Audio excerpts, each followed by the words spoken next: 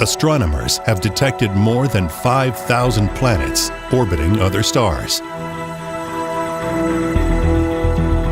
New space telescopes, exploiting aggressive new technologies, and backed by artificial intelligence, are expected to multiply this bounty at least tenfold. There could be trillions of planets in our Milky Way galaxy alone. Are any of these alien worlds alive? Are living creatures common in the cosmos, or rare? These are some of the most challenging questions science has ever faced.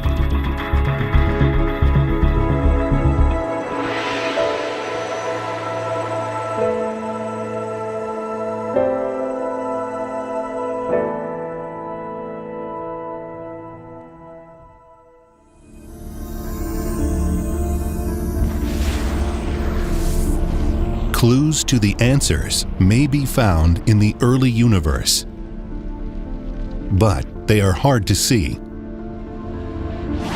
because space itself is relentlessly expanding. The light from those early times has been stretching, shifting further and further down the spectrum into the red.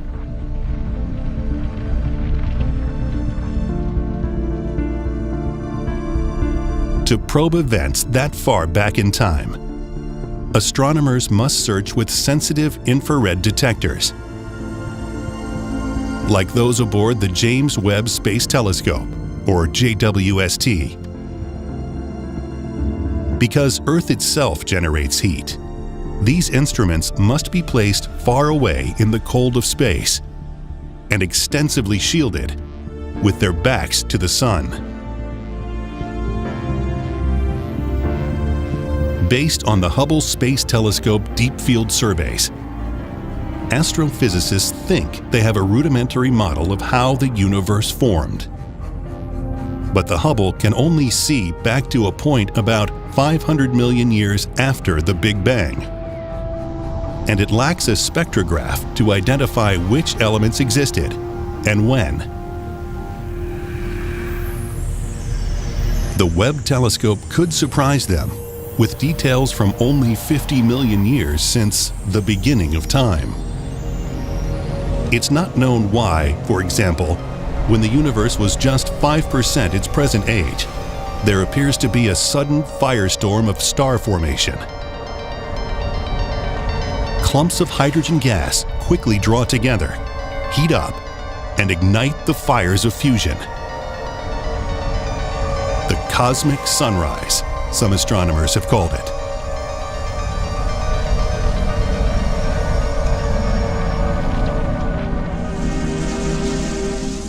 It takes less than 2 billion years for the first galaxies to form. The JWST can examine more than 100 at once. These young galaxies are small and disorganized, but they are populated with very large stars, perhaps 10,000 times more massive than the Sun. Burning hot and fast, these early megastars will not last.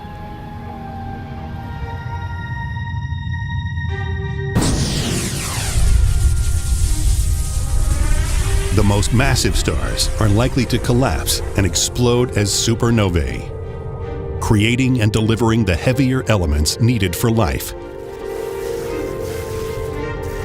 But if a big star explodes in a small galaxy, its more complex atoms may be driven beyond that galaxy's gravitational power to haul them back.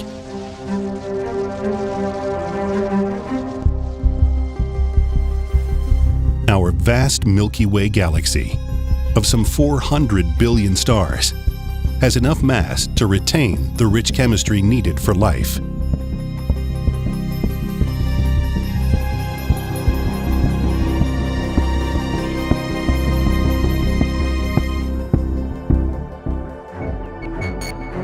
Our galaxy births, on average, about 10 new stars each year.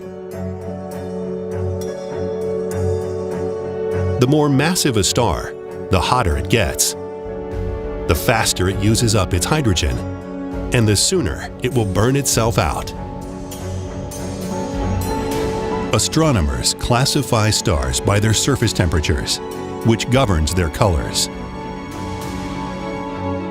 Big blue O-type stars, like Alnitak in Orion's belt, can be up to 100 times more massive than our Sun, burning up to 15,000 times brighter. But they will die in less than 30 million years. White type A stars, like Sirius, the brightest star seen in the skies of Earth, are about twice as massive as our Sun. They can live up to 2 billion years, long enough for life to arise on their planets, but, based on Earth's history, not long enough to develop intelligence. Once begun on a planet, life probably needs a relatively smaller star to help it evolve, one that is stable and not stormy. A star like our Sun. We are living proof of what's possible. Our parent star is in the middle of its 10 billion year life. Clearly time enough for the happy accidents of evolution to build a world like ours.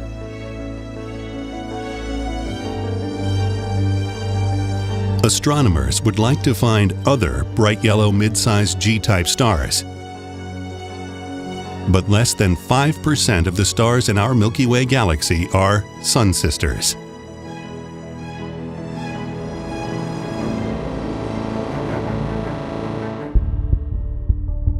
Cooler, lower-mass red dwarfs, the M-type stars, live much longer than ours. It is easier to detect Earth-mass planets that may be tugging on these small stars because the telltale wobbles in their stars' positions on the sky are proportionally greater. There are also many more red dwarfs than yellow suns. 3/4 of the stars in our galaxy may be these small M-type stars.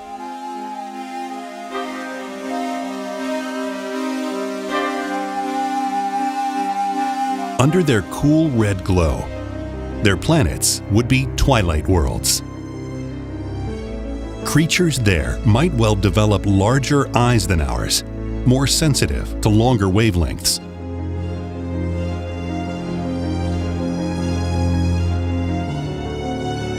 With more time to evolve and more niches to survive in, it's tempting to imagine that these smaller, cooler stars could offer better odds of life. But to be warm enough for liquid water, planets around red dwarfs must orbit close in, running a greater risk of radiation from flares. Many red dwarfs suffer roiling surfaces and tempestuous star spots.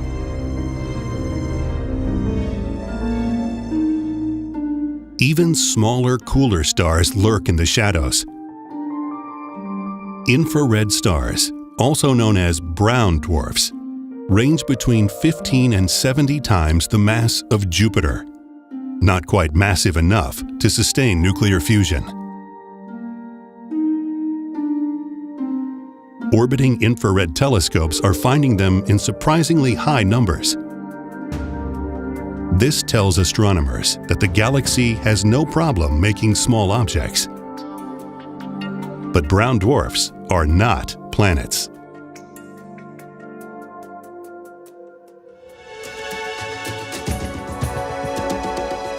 Gas giant planets may be only a fraction of the mass of a brown dwarf star, but they generate strong electrical fields and dangerous radiation. It is thought unlikely that life could develop close to a gas giant unless somehow shielded from its lethal energy. Big, puffy worlds like these also tend not to concentrate important heavy elements like iron, potassium, sulfur, oxygen that are needed for biology. nor do they form oceans of water or pleasant atmospheres. If gas giants have solid surfaces at all, they are buried deep in the thick, cloudy atmosphere, never exposed to their star's light. So far, Earth is the only known living planet. It is dangerous to reason based on only one example, but it seems most likely that life would prosper on a relatively small, dense world like ours. Though we don't yet know how life got its start on Earth, most theories revolve around abundant liquid water set in motion by strong tidal forces and an active atmosphere that stir an ever-changing broth of compounds, giving chemistry the chance to boot up biology. At some distance from every star lies a region at just the right temperature for water to remain liquid for millions of years. Around hotter stars, this band of temperature is wider and further away. Around cooler stars, closer and tighter. In this so-called habitable zone, a planet might sustain life as we know it. Astronomers have at least 15 different ways of spotting exoplanets.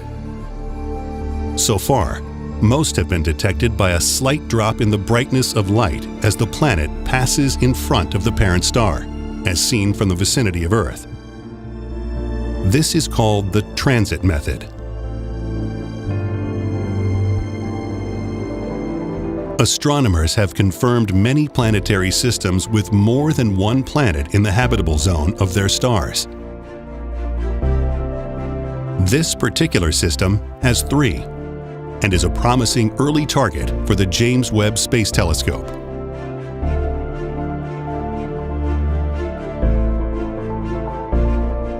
The whole system is tiny, revolving around a very cool star named TRAPPIST-1, which is not much bigger than our own planet Jupiter. All 7 planets orbit within a zone smaller than the orbit of Mercury, our innermost planet. Using the Webb to compare their atmospheres may give scientists a roadmap to detecting life in many other systems.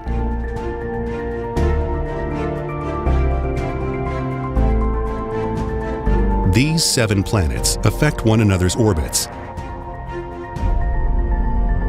In a few such systems, the planets' gravitational interactions have pulled them into a stable, resonant ballet.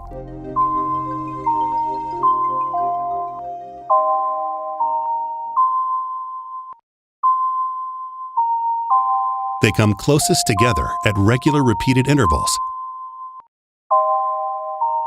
recurrently exchanging their momentum to keep the timing constant, like a precisely built clock. Truly, music of the spheres. This exchange of energy can warm these little worlds, encouraging chemical reactions as tides incite their fluids to mix.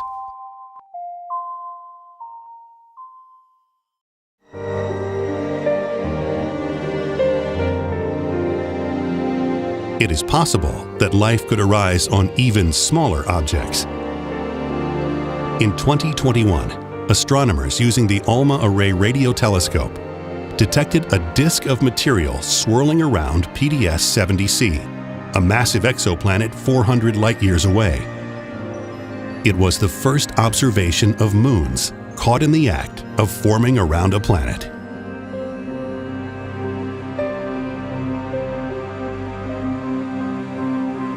Once built, such moons can hold deep subsurface oceans beneath protective shells of ice. Exactly this is happening within our own solar system. Jupiter's 4 largest moons, the ones discovered by Galileo in 1610, flex and tremble due to tidal gravity. Ganymede, Callisto, and especially Europa are nearly certain to host subsurface oceans. Saturn's huge moon, Titan, and tiny Enceladus each contain a liquid sea beneath their crusts. In February 2005, the Cassini mission first began picking up evidence of salty water spewing from large cracks in the icy surface of Enceladus. These could be snow globe worlds. Deep within the oceans of Earth, oases of life have been discovered. These lush ecosystems don't require sunlight. They draw energy and nutrients from hot water gushing through fissures in the seabed, driven by our planet's molten interior. A similar alien undersea realm on a nearby moon or a distant exoplanet may await discovery. It is difficult to imagine how such a detection could be made without sending a probe. There are plans to try just that in our own solar system. Stars, however, are almost unimaginably far apart. It's not yet practical to send spacecraft to even the very nearest ones.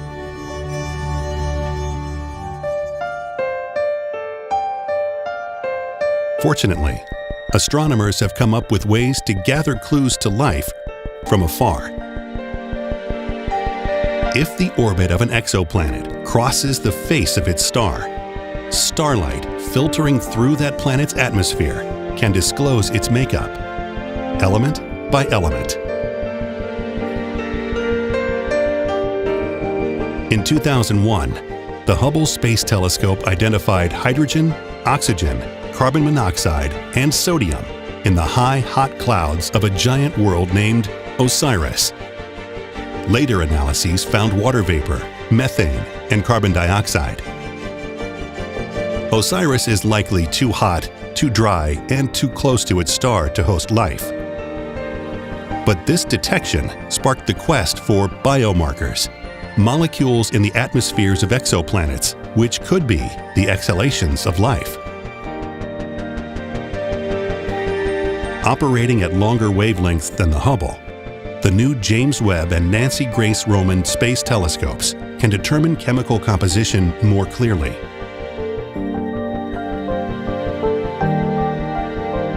The shifting balance between methane, carbon dioxide, and oxygen can point to the developmental stage of a planet's biology.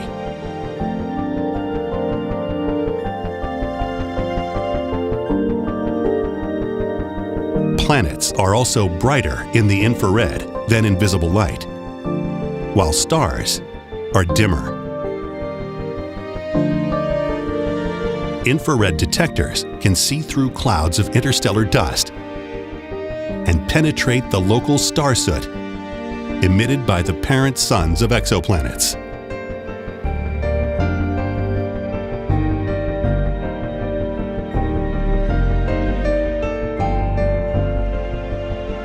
By deploying a star shade, future space telescopes could simulate an eclipse of a parent star, blocking enough starlight to determine an exoplanet's overall color,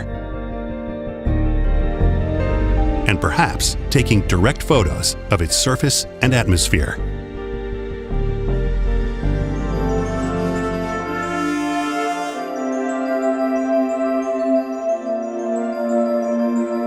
What astronomers are looking for are signatures of change.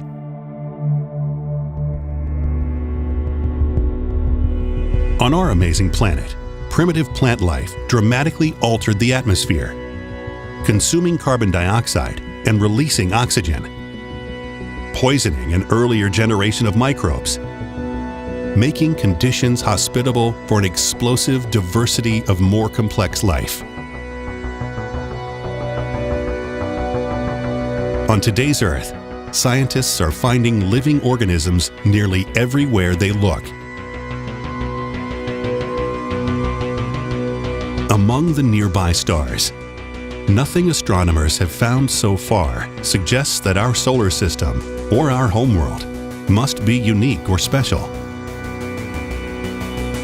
Researchers are now confident there are at least 10 billion potentially habitable Earth-sized planets in our galaxy, which is only one of at least 50 billion other galaxies. Perhaps the range of life in the universe, on planets, within moons, inside asteroids, or elsewhere, is greater than we've dared imagine.